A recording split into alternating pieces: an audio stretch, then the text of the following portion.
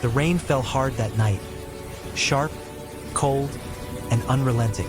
Thunder rolled like drums of war across the darkened sky, and lightning danced through the clouds as though the heavens themselves were in turmoil.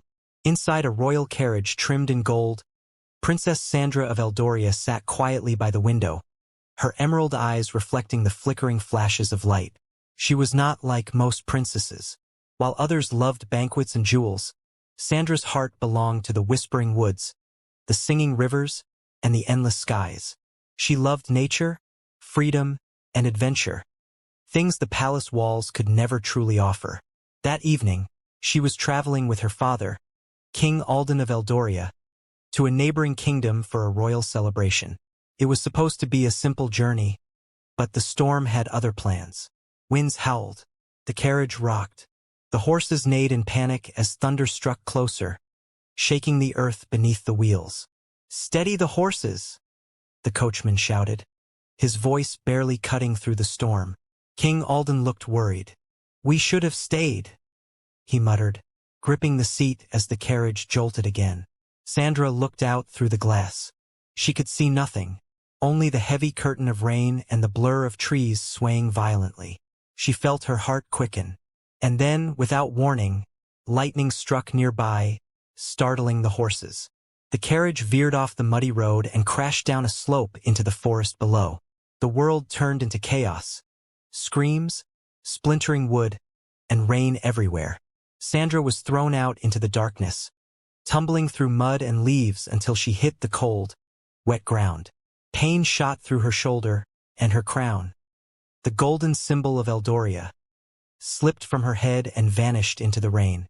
The storm swallowed everything. When she opened her eyes again, she was alone. The carriage was nowhere in sight, and the only sound was the endless pounding of the rain. Her gown, once beautiful and royal, was now too, and soaked. She called out for her father, for the guards, for anyone. But her voice was lost to the thunder. Sandra stumbled through the forest, her bare feet sinking into the mud. Each step was heavy, but her spirit pushed her on. The forest seemed endless, shadows stretching, trees whispering secrets she could not understand. Night fell thicker, darker, colder. Her tears mixed with the rain as she found a fallen log and sat beneath it, shivering. Hours turned into a blur. She didn't know how long she wandered, calling out until her voice broke. Finally, exhaustion took her, and she collapsed by a small river that glowed faintly under flashes of lightning. By morning, the storm had calmed, and the forest was silent again, wet leaves glistening under pale light. It was then that a young man found her. His name was Elias, a woodcutter from a nearby village, about 19, with dark hair, strong arms, and kind eyes. He saw her lying by the riverbank, unconscious, her royal blue gown covered in mud.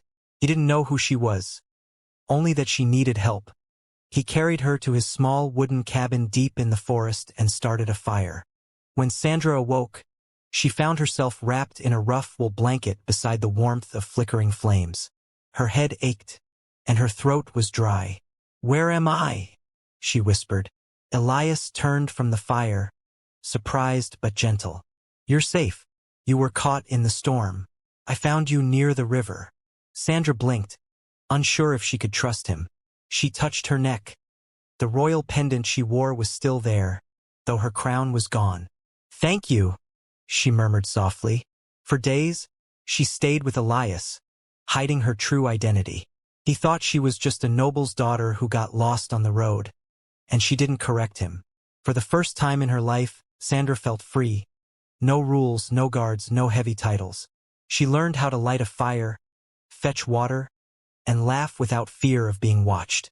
Elias showed her the forest, where the deer came to drink, where wildflowers grew by the river, and how the stars looked when the trees opened just enough to reveal the heavens.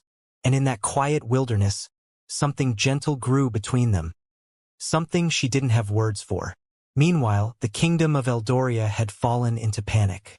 The king's carriage had been found wrecked near the border, but there was no sign of the princess.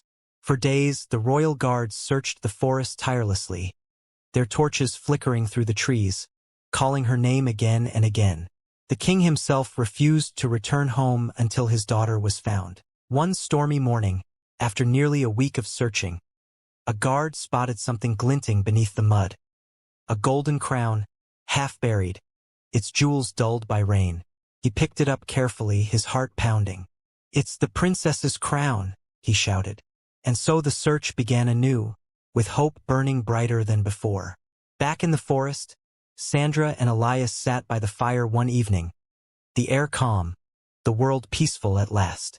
"I don't even know your name," he said softly. Sandra smiled faintly. "It's Sandra," she said, but she didn't add of Eldoria.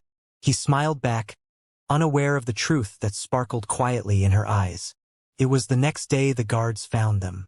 They came through the trees, their armor shining in the afternoon light, banners of Eldoria fluttering in the wind. Elias stood quickly, startled, as the captain dismounted. "Princess Sandra of Eldoria," he cried, falling to one knee. Elias froze, his eyes wide, turning to her. "Princess?" he whispered, disbelief heavy in his voice. Sandra's heart ached. The truth was out, her time of freedom had ended. She looked at Elias, her eyes soft with sadness. "I didn't want you to treat me differently," she said quietly. The guards led her back to the carriage waiting at the edge of the forest. As it began to move, Sandra looked back. And there he was, standing beneath the trees, the sunlight breaking through behind him. She smiled through her tears and raised a hand in farewell. Elias lifted his hand slowly, watching as the carriage disappeared down the path. The forest was silent again, but for him, the echo of her laughter would remain, like the whisper of the wind through the trees.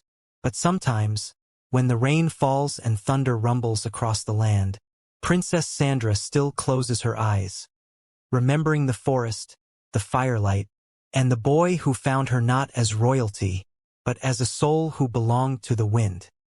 If this story moved your heart, don't forget to like, subscribe, and turn on the bell.